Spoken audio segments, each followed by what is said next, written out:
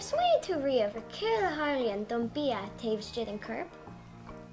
Near Swiney. Akanarira, King Quaker Fedulin Funya for Yena don Bia Marsha. Yes, no. Hey, came Fogable Camera Dolodroma Vale.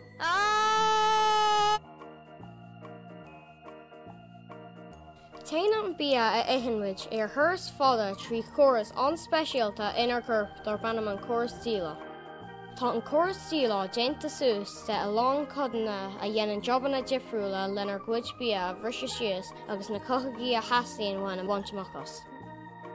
Tosin an Torah seo I do Vale. Brister agus ceart ar suas an Bia leis na fiacla agus brútar é leis an tanga. Taréis an bia a cogant go ma, tá sé ré le bheits lugithe.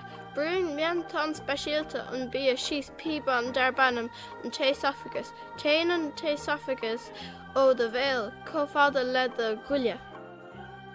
Saghuile, brútar agus brister an bia agus curtar agé ghuiile leis. Marian seo bactar gan seircha sa bia agus brisin sé suas níos mórí sé. An sin tá trí bháil curp a éiríonn le chéile, an té, málaíonn an domlais agus an pancreas. Chun siad amach domlais agus ensímí eile an bhrisin síos an sál na carbohídrataí agus na prótein I do bhia. Banfar na cothaí seo don bhia sa céad cuideala don turas, an stéig bheag. Is fad an tanaí an steig beag ach tá sé fada, suas go seach méidir ar fad.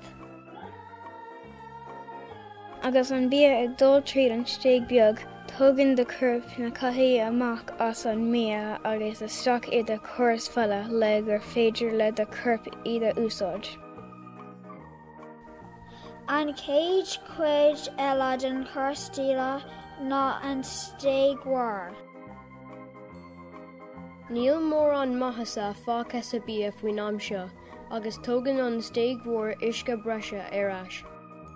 An sin foinn de curp ré leis an bhuileach. Wow, bhí sin thar simú, inis is agam go leor rudaí faoin Córas Díleá. Mise freisin. Well, caithfidh mise imimecht agus níos mó taide a dhéanamh ar cos a Harlaíonn don bhia tar éis sin. Oh.